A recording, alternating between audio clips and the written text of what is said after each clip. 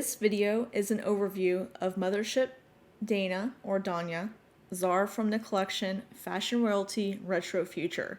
She is 1 out of 3 from this collection. I will show a 360 look of both outfits and show her accessories. I will also cover which bodies can wear the armor. She is wearing a black and glitter dress jacket combination with a shiny belt. There is metal armor on her lower hands, and she has metal hands as well. Her boots are right here, and her body armor is attached to the box. Her accessories box holds the rest, which we'll cover later. She comes with a standard stand. This is look 1, her day look with no armor. The dress jacket is lovely on its own.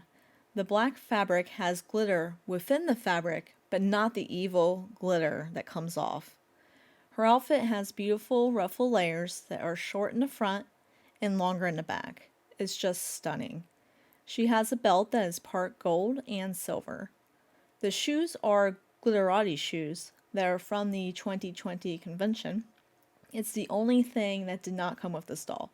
I just thought it went well with the day look. Here's the front. It also came with underwear and a gold and silver belt. The back looks similar to a trench coat at the very top.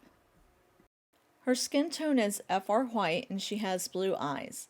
Her blonde hair has black streaks. The back has it in a rolled up swirl look. She has no lower lashes. Her body armor is hard metal and has a layered look similar to a knight. On the hip, it has a lot of diamonds, which is a pretty touch. She has lower arm metal pieces, but no upper pieces. The boots have several straps, and it's made out of a softer material than the armor. A friend suggested to remove her lower legs completely off to put on the boots. It's easier to get on, and it's less likely to get damaged. She weighs 13.8 ounces or 392 grams with all her armor on plus the stand. This is the front and back of the armor. It has magnets, so it's easy to get on and off so all the other dolls can fight over it. It's a clever design. Kudos to whomever had that idea. I'll go over the rest of her accessories after a slight detour about which bodies can wear the armor. Colette has a new face body.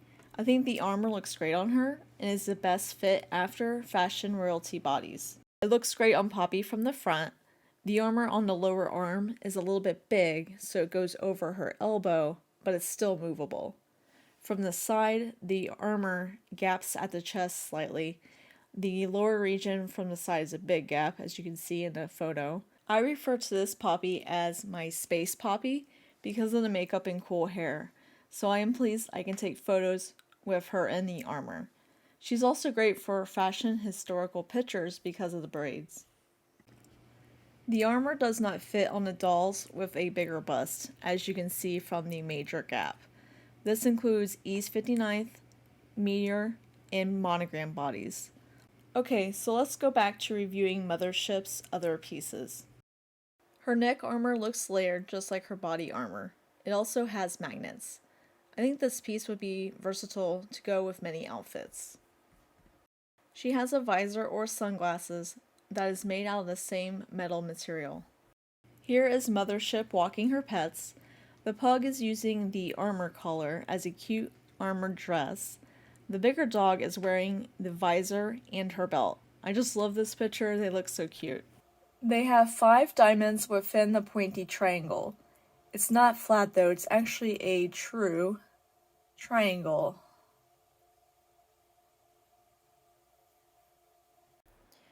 She is doing Tai Chi. Let's take a closer look at her boots.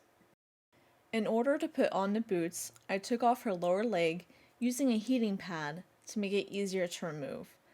Then bend the knee and pull it straight out. I really like the metallic look of these boots. So on this shoe you can see that the buckle here is broken. So on the other side what I would do is I would either move this down to where it's below the zip part, or undo the buckle. I would definitely do it for this one that goes around the foot.